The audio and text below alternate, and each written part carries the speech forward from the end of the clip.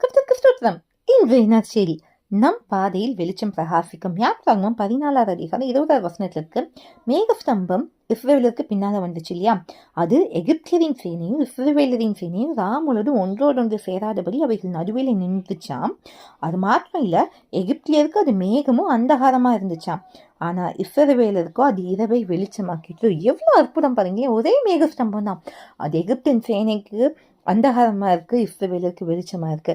இன்னைக்கு கர்த்தர் இதான் நம்மளுக்கு சொல்றாரு. கர்த்தர் நம்மளுக்கு ஒரு வழியை உண்டாக்குறாருன்னா நம் பாதையில் வெளிச்சம் பிரகாசிக்கும். அதுக்கு நம்ம எப்படி இருக்கணும் தெரியுமா?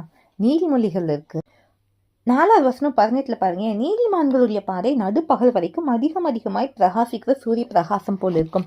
நம்ம கர்த்தருடைய பிள்ளைகளா நீதிமான்களை வாழும்போது கர்த்தர் நம்மளை கொண்டு போற பாதை நம்மளுக்கு வெளிச்சமா தான் இருக்கும். ஒரு நாள் அந்தகாரமா இருக்காது.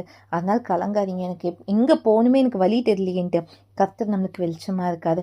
அவர் நம்மளுக்கு வழி காட்டுவார். நம்ம துக்க நாட்கள் முடிந்து போக நம்மளை நேர்வழியாய் நடத்துவார்.